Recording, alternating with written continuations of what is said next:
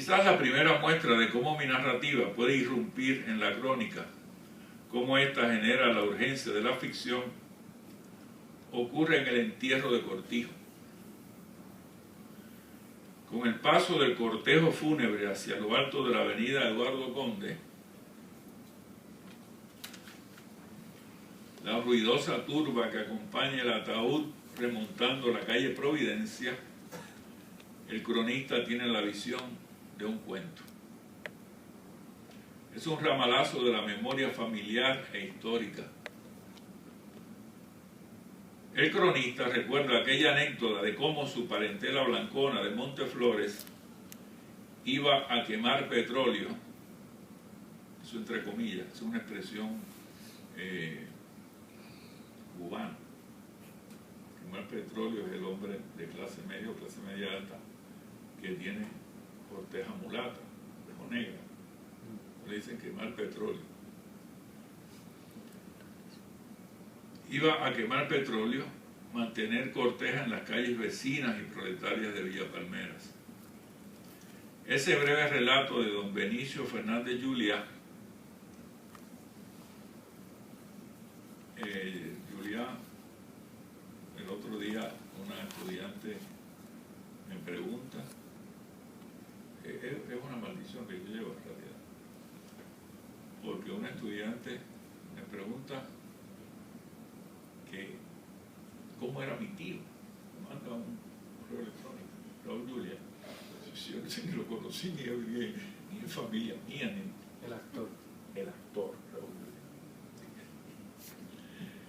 Ese breve relato de don Benicio Fernández Juliá y Chefa, que culmina en la muerte del señor por apoplejía, luego de una sesión amorosa de mediodía pisada con una serenata de bacalao, era mi evocación necesaria en aquel vecindario. La crónica se interrumpe para que se inserte aquella estampa de los años 30, casi como las viñetas que luego se desgranarán en el libro Puertorriqueños. Más recientemente, luego de la publicación en 2008 de la serie El béisbol romántico para el periódico El Nuevo Día, reaparecieron en mi narrativa 2 juegos de béisbol que reseño en esas crónicas. Un juego de la Serie del Caribe de 1958. Yo de niño estuve en ese juego, algo muy importante en mi formación sentimental. Un juego de la Serie del Caribe de 1958 entre el equipo de Caguas y el Marianao de Cuba reaparecerá en la novela La Piscina. Ese mismo juego ya había aparecido en la novela policial Sol de Medianoche. En la novela inédita 3 vidas ejemplares del Santurce antiguo, que en realidad son 3 relatos largos unidos por una trama de misterio y algunos personajes con vidas paralelas, uno de los focos centrales de la narración será el llamado Pepe Lucaso, juego celebrado el 17 de febrero de 1951 y cuya victoria le representó a los Cangrejeros de Santurce su primer campeonato de la Liga Invernal. En estos textos la ambición, siempre inconfesa, algo inconsciente, ha sido cómo lograr que el verismo del reportaje cobre ese misterio que identificamos con los sueños, lo onírico o lo alucinatorio.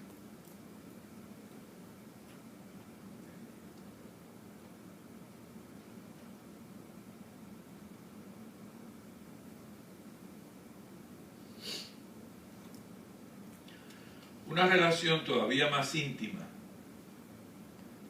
ya no de mero trasfondo urbano o apuntes en el cuaderno para así alucinar la ficción con el signo de la veracidad, ocurre a partir de mi más reciente libro de crónicas, Breve Historia de mi tiempo urbano. En la crónica titulada El Bosque de San Patricio II, el sitio del crimen, se describe un rincón de este bosque tropical al pie de un mogote y en la atronadora frontera suburbana y vehicular entre Guaynabo City y San Juan.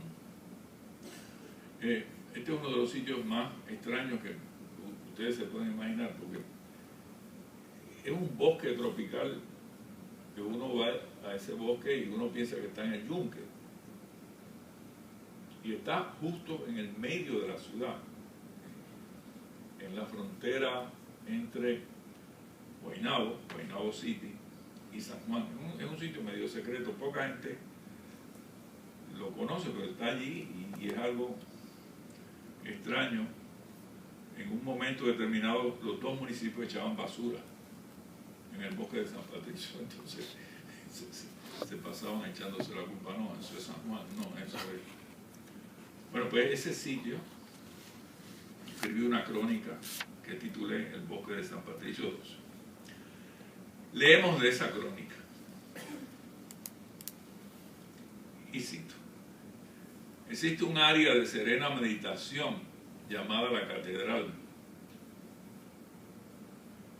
Abundan aquí los banquitos, algunos de cemento, otros de madera. Y es el único lugar del bosque que delata cierto tipo de paisajismo. Han diseñado una jardinera con bloques ornamentales y han construido una rústica glorieta.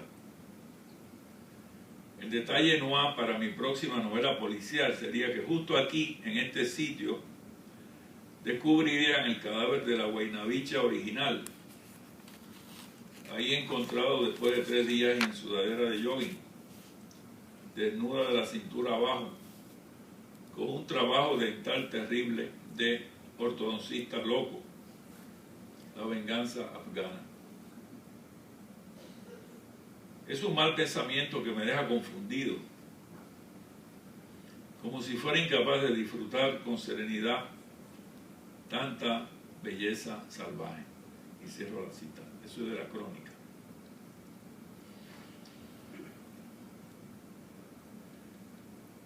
En el cuento ¿Quién mató a Elena Ruz?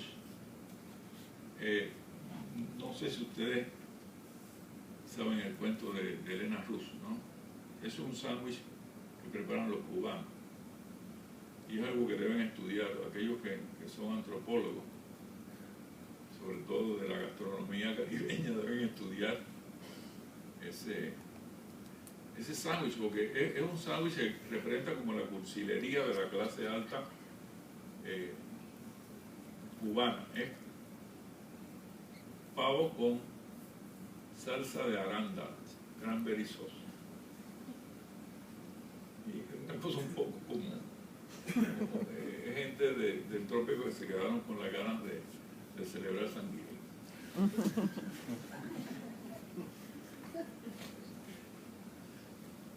Entonces, yo iba mucho a un sitio en San Juan que se llama Casalta. ¿Se llama? Se llama todo, Casalta. Se llama Casalta. Te veía mucho ahí. Home away from home. Entonces, un amigo mío, Carmen Barsi, también novelista, dice: oye, tú debes escribir una novela policial con ese título, ¿Quién mató a Elena Ruz? Porque Elena Ruz no es la mamá de Fidel Castro, sino que era una señora cursi. Yo tengo todo el cuento, pero eso es para otra conferencia, de cómo ese sándwich tan loco, ¿no? Pues, se convirtió en el sándwich emblemático de la clase alta cubana. En el cuento ¿Quién mató a Elena Ruz?, narración corta que se convirtió en el primer capítulo de la novela con el mismo título y que será la última entrega de la trilogía del detective Manolo, reaparece el bosque de San Patricio en este diálogo entre Manolo y Camero, policía de investigaciones criminales y sabueso en el área de Guaynabo City. Les voy a leer rápidamente el diálogo. Es un diálogo así muy en estacato. Cito: tenemos buena pista, te lo aseguro. Podrás retirarte con un homenaje en el Caparra por esclarecer la muerte de una de sus powerhouse girls. ¿Dónde? ¿El qué? Never mind, como dicen en Torrimar. El asunto es, esto me lo contó Eddie, que este escritor que Eddie conoce, asiduo de esa librería, pero parece que no tanto. Oye esto, escribió el 1 de septiembre de 2008 una crónica, ¿una qué? Como un cuento, Camero, como un cuento, para el mierdero del Nuevo Día, oye esto, sobre el dichoso bosque de San Patricio. En ese escrito habla de una mujer que descubre en ese paraje de la catedral. También tenía los dientes con sarro. Le habían hecho una limpieza. No sea cínico, piensa en lo que sufrió sin la novocaína. Su nombre. Te doy las siglas. Él siempre firmaba con ella, pero no será difícil averiguar su nombre y apellidos. Dame las siglas. E-R-J. Cierro así. Aquí la crónica se ha vuelto ficción y esta se desdibuja en la supuesta veracidad de la crónica periodística. La ficción se relativiza, está descolocada. Incluir el dato de la crónica es una irrupción, es darle a lo ficticio otro plano de veracidad. Aquello que Godard, por ejemplo, ambicionó para sus películas, esa verité, más allá del mero realismo. También podríamos llamar a este efecto verismo, hiperrealismo, presentismo testimonial. Aunque de ascendencia cervantina, es un efecto harto conocido en la narrativa moderna y postmoderna. Lowry, Cercas, Bolaño, Houellebecq, y también para mí un procedimiento algo esquivo en lo que toca a sus consecuencias en el lector. El autor colocado en la ficción podría convertirse en mero truco, bastante amanerado y en última instancia algo pueril. Pero es algo que ocurre mucho en la narrativa contemporánea. A Bolaño, por ejemplo, le queda eso muy bien, sobre todo en las últimas 100 páginas de Los Detectives Salvajes. Una novela que hay que leer mucho para llegar a la genialidad. En el cuento reciente, Oscuro como el islote, y ahora viene la parte del cuento que prometí. En el cuento reciente, Oscuro como el islote, donde yacen los amigos, mi pequeño homenaje a Lowry y su verismo, a Bergman y su melancolía, ocurre algo parecido. El personaje del viejo profesor que acaba de recibir un doctorado honoris causa, a la manera de Isaac Borg en la película Fresas Salvajes, se va desdibujando en el personaje del novelista que ha escrito sobre el islote de Punta el Medio en Isla Verde. El cuento, que también es memoria y memorial, oscila entre la crónica y la ficción, la veracidad documental en los detalles del cruce nado hacia el islote y la figuración de este como metáfora central de la significación. Quizá la lección más importante que recibí cuando leí a Lowry fue justo cómo el relato o crónica autobiográfica es capaz de lograr los tonos y las correlaciones objetivas, esos símbolos que identificamos con la ficción o la poesía. El riesgo de este tipo de narración híbrida es la distensión. De ahí la necesidad de esas correlaciones objetivas para centrar el discurso narrativo, darle nervadura, desarrollo y culminación. La introducción de este cuento es a la manera de una reflexión o ensayo personal. El protagonista nos asegura, y cito,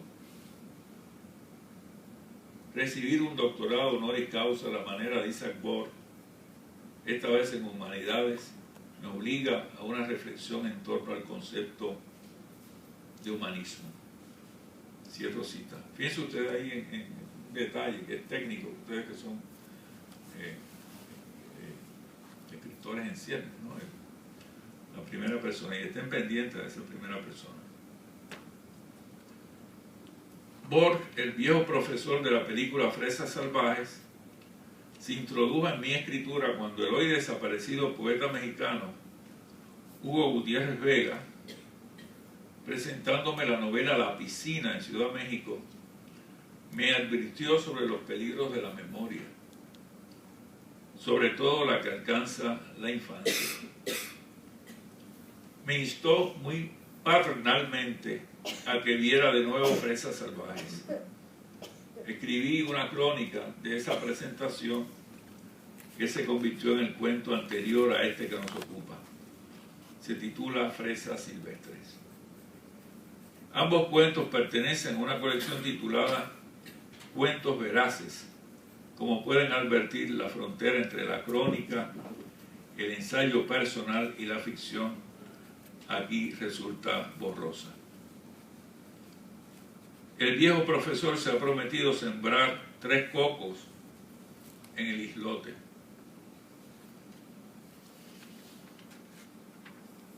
Un poquito de agua para entonces sembrar los cocos.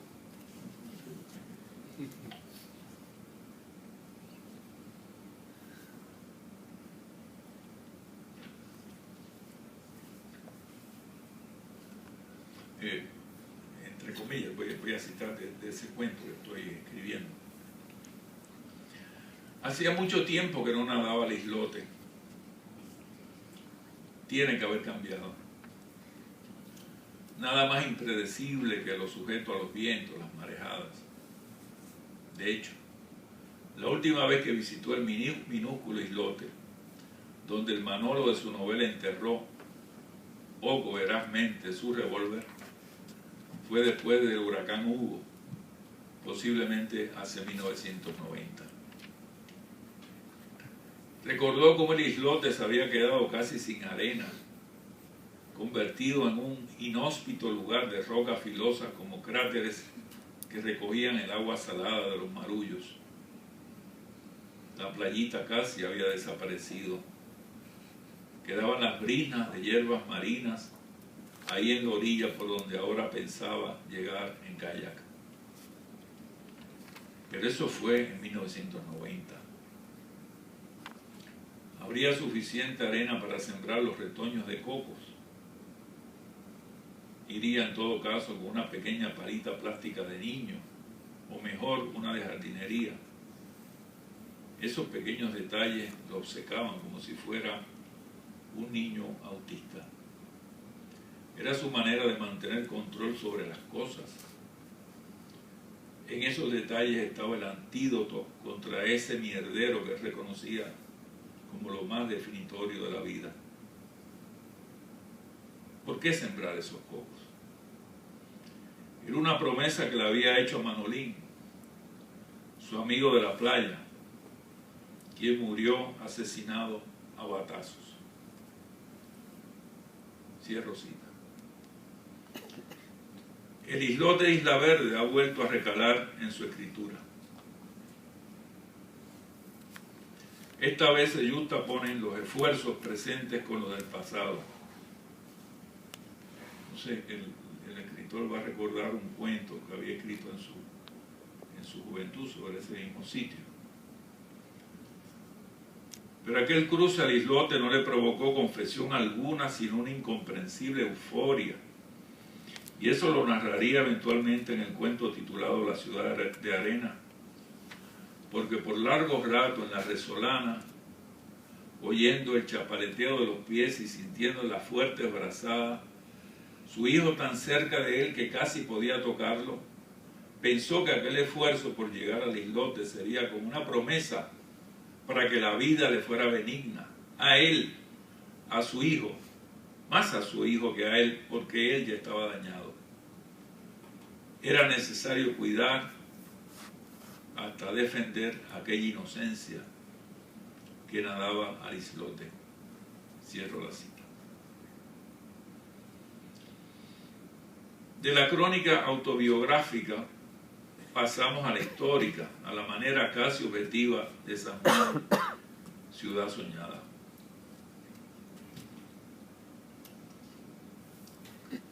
Y cito: en 1946, el islote llamado Isla Verde, localizado a 1/4 de milla de Punta del Medio, estaba poblado por una palmera solitaria. El día que tomaron aquella foto, el viento soplaba del noreste. Atrás se alcanzaban a ver los marullos que rompían contra el arrecife. A la derecha notamos más marullos, esos que se cruzan con los que llegan sigilosos desde la playa o las rocas de Punta del Medio. Es un lugar donde se encuentran muy indecisas las corrientes.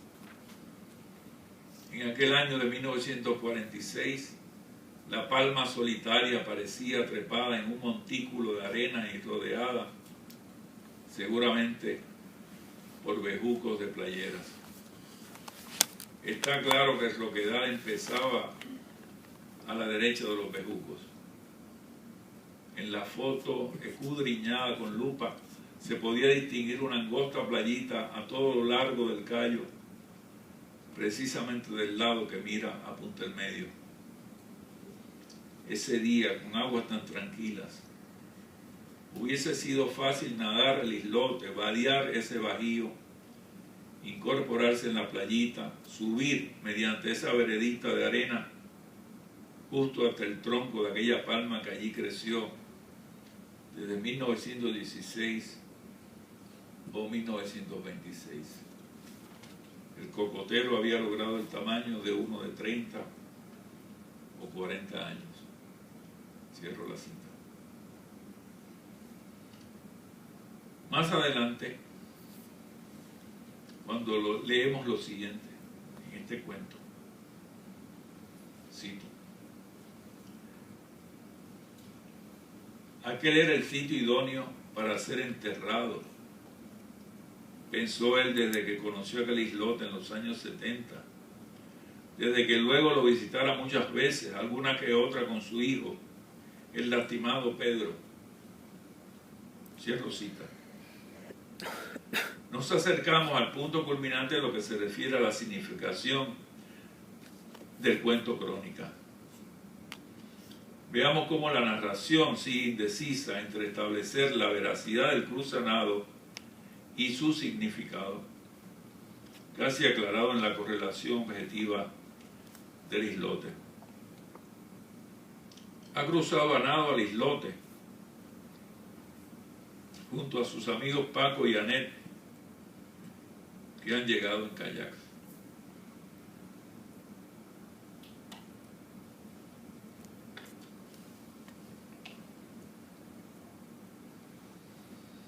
Viene una larga cita de ese cuento. Fue acercándose con su traje de baño color anaranjado, color chinita, y sus gogos oscuros, ahora empañados. Vio las rocas, sabía que era necesario bracear hasta toparse con esas cavidades bajo el marullo, donde hay un poco de arena, pequeños cráteres apenas convenientes para que él afirmara con un pie y buscara con el otro alguna cavidad adicional, siempre pendiente a los erizos. Paco y Anet, que se acercan en los kayaks, le pide los zapatos de goma a Anet y se sienta en uno de los lugares arenosos del bajío. Se calza los zapatos de goma, así estaría más protegido. Caminó hacia aquel sitio donde recordaba la playita, la que desapareció con el huracán Hugo. Aunque el huracán la había borrado, milagrosamente aún permanecía aquella subidita estrecha como un escalón hacia el terreno firme del islote. Fue hacia allá con el cuidado que merecía ya saberse, con problemas de equilibrio. A la izquierda crecía un arbusto de mangle rojo. Lo mismo ocurría al otro extremo, el derecho, el orientado hacia la playa este, la del balneario. Islote Caballo de frente, la rada que alcanza la lejanía de los pinos de Boca de Cangrejos. Al pisar la arena, el pie siente unas piedrecillas, caracoles rotos, una especie de gravilla. En otros lugares ya lo vería al cavar y para su sorpresa, la arena cedía a una tosca rojiza, arcillosa, buena tierra para sembrar los cocos. Cuando empieza a escarbar con el pico buscando profundidad para sembrarlos, con sus retoños colocados hacia adentro de los terrones, siente que en verdad cava su propia fosa. Ahí le pasó por la mente que mejor que enterrar sus cenizas en el sauceo de Aguas Claras, ¿por qué no pedir que las trajeran aquí, a su islote? El sol daba implacable en aquel día luminoso y él, que ya se imaginó flaco de piernas y sumido de cadera, como una araña con las carnes flácidas, sin músculos, ahí manejándose con aquel pico como mejor podía. Entonces pasamos a otra vista panorámica. Cito: detrás de él estaba el bajo roquedal y entonces las casi espejeantes aguas de la marea baja. A lo largo de la playa del Alambique se veían, bajo aquel cielo azul perfecto, los perfiles de los condominios. Llegó el momento del selfie. Cito: Paco colocó la cámara a 10 pies, preparó el disparador automático, corrió a fotografiarse. A la derecha le quedaba Anet y a la izquierda Paco. Detrás se ve el mangle rojo. Cierro la cita. Pasamos al momento de una precaria epifanía en que la crónica cuento pretende lograr la plurisemia de un correlato objetivo. Y cito, ya el final. Sin mucha ceremonia, recordó que en aquel islote su personaje, el Manolo, enterró su culpa o su vergüenza, y Manolito, que le prestó su nombre, buceando con tanque de escuba, se friquió bajo el arrebato con una picúa, chapaleteó con desespero al islote. Manolín, torturado, la cabeza explotándole con el sonido de una sandía al rajarse, fue el más reciente. Lo recordó a los tres, casi sin emoción, como quien ha vuelto a trámite una promesa, como quien habla para sí en voz alta, casi en la certeza de haberle cumplido al Manolito, que murió de sida y dejándole desesperados mensajes en el contestador, y al Manolín, quien gustaba de cargar aquellas tortas con billetes de a 20 y esconderlas bajo el colchón sin sábana de su covacha en Punta Las Marías.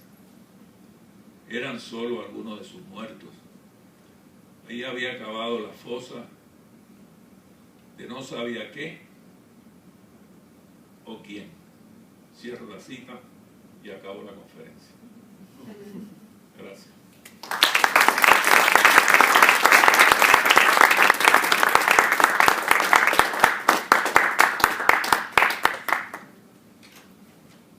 Bueno, pues ahora Rubén me ha pedido que hable con ustedes. ¿Ustedes tienen alguna pregunta? ¿Tienen alguna aclaración, indagación, señalamiento, planteamiento, exasperación, cuestionamiento? Pues aquí estamos.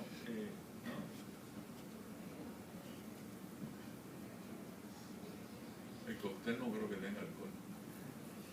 ¿Tiene alcohol?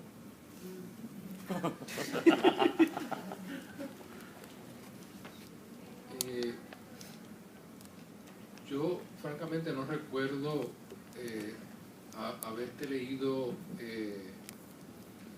una meditación tan precisa y detallada sobre tu proceso de escritura.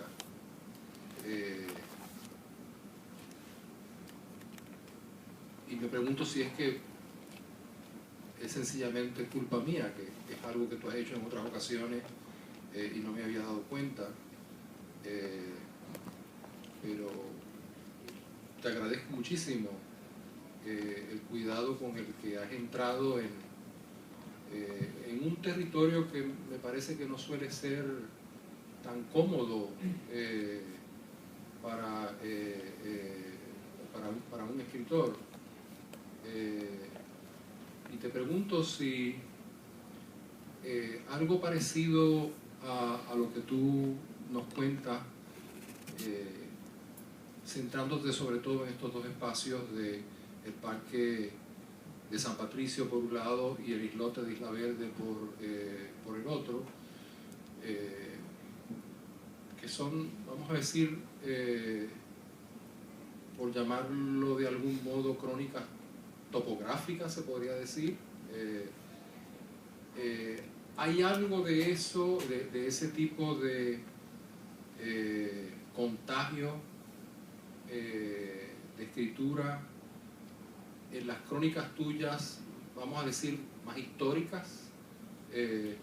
Pienso, por ejemplo, en las crónicas funerarias de las tribulaciones de Juliá por un lado y el entierro de Cortijo por otro. Las tribulaciones de Jonás. Las tribulaciones de ya fueron las que tú escribiste. Las tribulaciones de Jonás. Sí.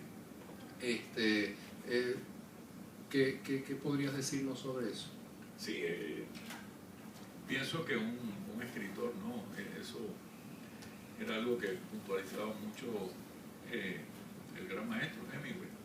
Entonces tiene que escribir sobre lo que conoce.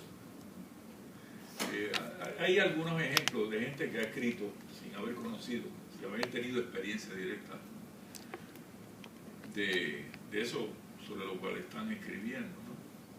Pero son muy pocos. En el caso mío, pues es muy importante y siempre ha sido muy importante ese sentido del lugar, ¿no? Es así en las tribulaciones de Jonás, Trujillo Alto, ¿no? El sitio donde vivía el caudillo ya viejo. El entierro de Cortijo, o sea, el mundo ese proletario y marginal de Villa Palmeras. Las crónicas gastronómicas me ofrecieron a mí una oportunidad única y era precisamente visitar y revisitar muchos recovecos de la ciudad, ¿no? De donde uno se iba a hacer estas crónicas culinarias, que por cierto, un escritor, y esto no debe nunca pensar, bueno, pues no hay algunos temas que yo no debo tocar, qué sé yo, por dignidad del oficio, qué sé yo. Yo verdaderamente he practicado todo tipo de escritura, y yo pienso que un escritor debe practicar todo tipo de escritura. Yo he escrito desde crónicas deportivas, ¿no? que tienen que ver con el deporte más bien, hasta crónicas gastronómicas, y en todas ellas siempre prevalece ese sentido del lugar, de exploración de la ciudad propiamente. Y en este libro, Breve historia de mi tiempo urbano, prevalece también ese sentido de exploración de la ciudad y exploración de esos recovecos, de esos sitios ocultos y un poco secretos de la ciudad. Cuando yo escribí las crónicas de Isla Verde, eso nunca había aparecido en la literatura puertorriqueña, que yo recuerdo. Quizás había aparecido alguna otra mención a esa parte de la ciudad, pero no había crónica de ese lugar. Así que para mí es muy importante ese conocimiento. Ese conocimiento también es un conocimiento que uno lo tiene a través de la novela policial, porque la novela policial es justamente el descubrimiento de la ciudad, en la búsqueda de la solución, ¿no? del misterio o la solución del crimen, pues se recorre la ciudad. Y eso es así en la escritura de Padura, en mi escritura. Por cierto, hay una novela de Padura, Máscara, donde también hay un cadáver que aparece en un parque. Y a mí alguien me alertó sobre eso y ya yo había escrito la crónica. Así me gusta decir esto para que nadie piense. Pero efectivamente esa especificidad, ¿no?, del lugar, del sitio, eso le da un grado de veracidad a la crónica, pero sobre todo a la escritura de ficción. O sea, ese sentido de que verdaderamente uno está escribiendo sobre un sitio que conoce. Hacerte una pregunta antes de entregar el micrófono, una última pregunta. ¿Qué nos podrías decir sobre el paso de la historia a la crónica? Si uno piensa en tus orígenes como novelista, uno piensa en la renuncia del héroe Baltasar, las tribulaciones de Jonás, que fueron, vamos a decir, una especie de hazaña arqueológica, ¿no? Creo que tú has dicho en algún momento que a diferencia de un Alejo Carpentier, que disponía de un archivo más o menos prolijo, un escritor puertorriqueño que pretendiera regresar al siglo XVIII se encontraba con dificultades historiográficas muy serias por la ausencia de un archivo. Y esas novelas, pues, son históricas, pero también se pueden entender como la invención de un espacio histórico. ¿Hasta qué punto el hecho de que tú hayas decidido, podría decirse, abandonar el pasado y enfrentarte con un presente tan contundente como el que tú dices, ¿no?, el encuentro con ese espacio concreto, se pudiese entender como una desilusión? ¿O qué fue? ¿Cómo tú narrarías ese paso en tu propia obra? Es muy claro. O sea, yo estaba intentando una escritura imposible, ¿no? Y llega un momento que las escrituras imposibles se enferman. Lezama es una escritura imposible. Y sí, llega un momento que ese tipo de escritura enferma y termina no siendo elocuente. Y en última instancia, toda escritura debe ser elocuente. Yo iba en pos en esas novelas de una imagen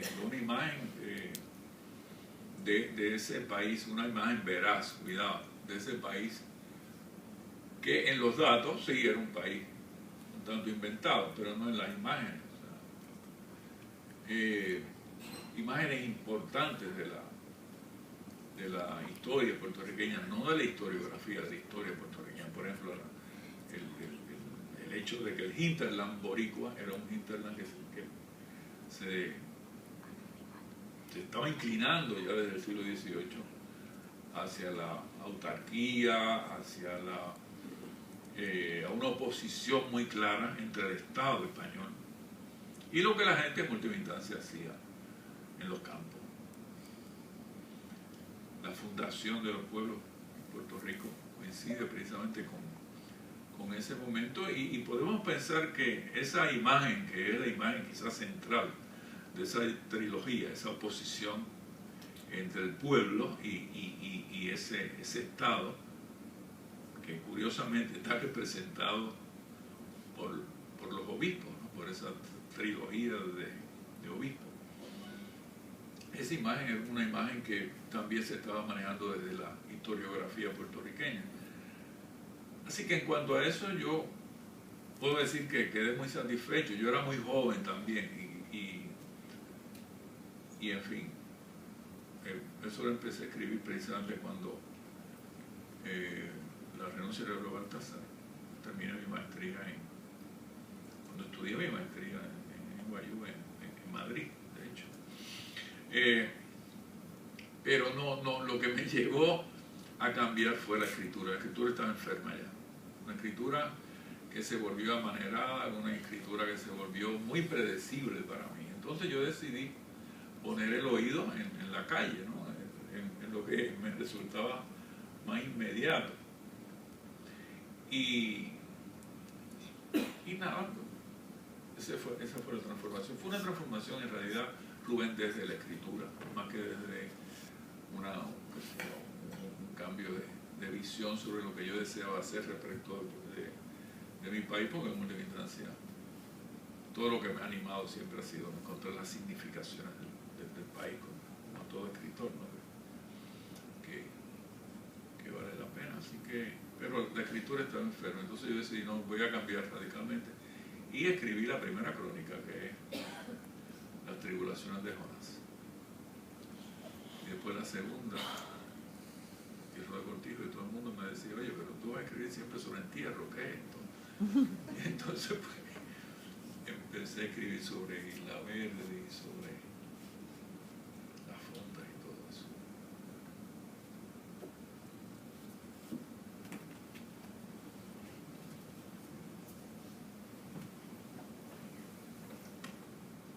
Muchísimas gracias, un placer escucharte. Estaba pensando en uno de los recursos que aparece con mucha frecuencia en tu obra y hoy acá también en la presentación, que es esta relación con la fotografía, ¿no? Y la fuerza que tiene. Pensaba especialmente en un libro, Cámara Secreta, ¿no? Que aquí hay como una... Se editó en Venezuela. Sí, sí. En Puerto Rico hubiese sido imposible editarlo. Y lo editó una mujer, curiosamente, en Venezuela. Bueno, Fue extraordinario, pues. Sí, bueno, es extraordinario desde muchos sentidos, ¿no? Yo lo disfruto particularmente. Me interesaba un poco también por la referencia que hacía a Godard hace rato sobre cómo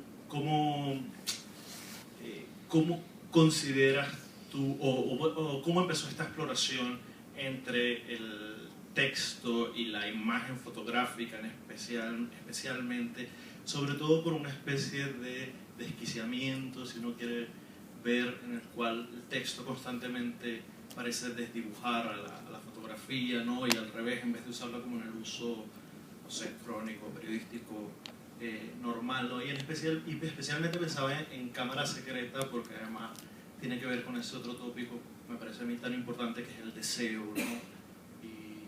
Y la fotografía del cuerpo deseado. Entonces, bueno, una serie de cosas allí que sobre las que quisiera escuchar un poco más, porque he conseguido como muy poquito, ¿no? sobre Sí, lo que dices allí. Bueno, empezó con puertorriqueños, el álbum familiar de los puertorriqueños. Y yo vi que ocurría una cosa muy interesante en muchas de esas fotografías, que era que la fotografía, mientras yo más la miraba y la escudriñaba, más misteriosa se volvía, más extraña se volvía. Y descubrí eso, que en la descripción, si uno tiene algún tipo de astucia, a lo que va es justamente a la revelación, no de un significado, ¿no? Sino a la revelación de un misterio. Esa es la contradicción en ese tipo de operación. Vean ustedes que Sebald usa también mucho la fotografía, y todas esas fotografías están como teñidas de una melancolía, de un misterio, pero no hay figura humana. Son sitios, son lugares. Eso es un descubrimiento. Él hizo ese descubrimiento y claro, lo ha desarrollado, lo ha explotado, pero ¿qué hay de la fotografía que sí tiene figura? La figura humana. Y eso lo he estado usando desde puertorriqueño, luego Cámara Secreta, como tú bien señalas, ¿no? Que tiene esa fotografía extraordinaria, algunas que son claramente pornográficas, pero que tienen un misterio extraordinario. Uno escudriña ahí, uno ve un drama, aún en esa foto pornográfica. Y luego más adelante, en una novela que se titula La piscina, no más adelante, sino lo más reciente, es una novela que se titula La piscina, que es una novela que pienso que está también teñida de ese misterio desde la fotografía, pero aquí no aparece en la fotografía, lo que aparece es un escritor evocando distintos momentos de su vida a través de esa fotografía que él está leyendo, que él está escudriñando. Y esa es como otra posibilidad que tiene, ¿no? La de la voz que nos narra eso que está ahí tan explícito o misterioso en la misma fotografía. Así que tengo ese largo uso de lo visual. Hay un estudioso de la Universidad de Michigan, Benjamín Torres Caballero, que ha escrito todo un libro sobre eso, sobre la cuestión de lo visual en mi obra. Pero la ecuación más fascinante, por ejemplo, en la piscina hay una fotografía que yo tuve una relación muy de familia con Santo Domingo. Y mi padre quiso que unos dominicanos que vivían al lado de la casa donde yo me crié en Aguas Buenas fueran mis padrinos. Y yo muy de niño, pues, tuve esa relación. Hay unas fotografías que quedaron en el álbum de la familia de Ciudad Trujillo. En aquel entonces no era Santo Domingo, era Ciudad Trujillo. Mis padres iban allá, había, qué sé yo, una horizontalidad extraordinaria. También con Cuba. Esas eran las Antillas anteriores a la Revolución Cubana. Y parte de esa novela es un poco esa adivinación de algunas fotografías de ese momento en que el niño va a Santo Domingo, en que se encuentra con esa otra ciudad. Y hay una foto que aparece en la novela, descrita, no aparece la foto, pero sí aparece descrita la fotografía. Y es simplemente, son unas figuras en un paisaje clase media antillano. O sea, es un hombre vestido con una guayabera, que es mi padre, mi madre, y una serie de personas que están mirando hacia un sitio determinado. ¿Y a dónde está mirando esa gente? Y de ahí surge toda una parte de la novela que fundamental, es una adivinación imposible. Eso pasó en la feria de Santo Domingo, la feria del Trujillato, de la feria que a mí me dejó esa fotografía, otra fotografía, y el cha-cha-cha de Javier Cugat, a la feria de Santo Domingo, que tú tienes que haberlo escuchado de niño posiblemente. Cha-cha-cha de Javier Cugat. La Feria de la Paz. Entonces, esa foto, una foto que un misterio.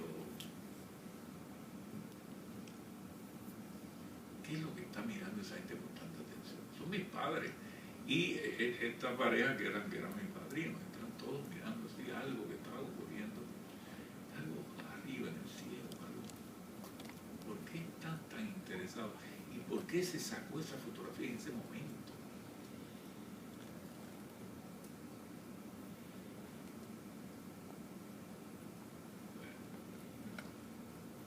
Ahí tiene otro uso completamente distinto del que se le da en cámara secreta.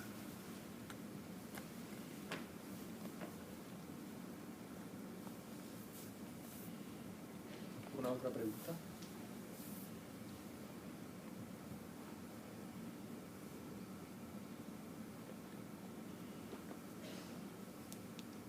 Son estudiantes, son tímidos. usaría muchas palabras, muchos adjetivos, pero tímido no es una de las que se me ocurre. Estoy dando el beneficio de la duda. Ajá.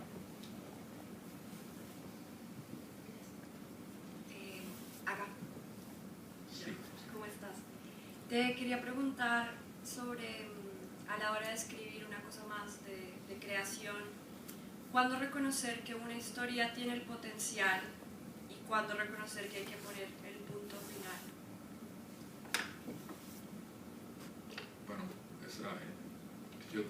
si yo supiera esa pregunta, pues sería mucho mejor escritor. O sea,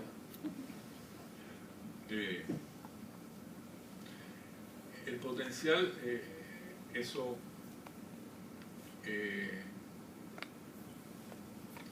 siempre es muy misterioso. Por ejemplo, en la playa, en las crónicas que yo escribí de Isla Verde, pues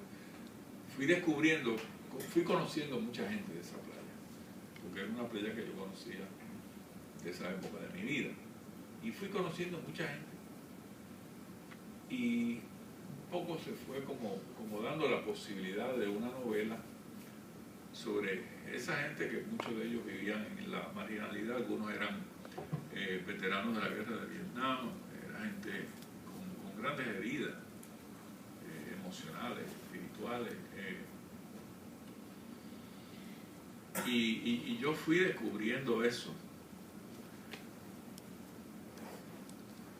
fui descubriendo las posibilidades que tenían esos personajes, pero eso fue después de una convivencia larga en ese sitio que escribí la novela, y ahí ves la observación de una realidad, o el conocimiento, más bien el conocimiento, porque no es observación, no mira las cosas desde afuera, sino el conocimiento de cómo era esta gente, o sea, que les provocaba la violencia, por ejemplo. Muchos eran increíblemente violentos. La locura. Había uno que él era veterano y nadó conmigo por muchos años. Se autoproclamaba Tony Puma. Lo del Puma no sé por qué, porque siempre le preguntaba y nunca me contestaba. Él tenía un historial muy atormentado, y una vez nadando esa playa, pues hicimos un cruce larguísimo. Él literalmente se friqueó con un tiburón. Estaba convencido de que un tiburón nos estaba persiguiendo. Un tiburón ni nada por el estilo. Y él se salió, yo me quedé, terminé. Y era que él pues había tenido un flashback de lo que él tenía de LSD. Entonces, era un botón que se le apretaba y se le apretaba en cualquier momento, y se le apretó en medio del cruce ese, y entonces, y eso pues es un personaje que aparece en la novela Sol de Medianoche, un personaje muy central de la novela. Así que eso en cuanto a la provocación para escribir sobre algo, ¿no?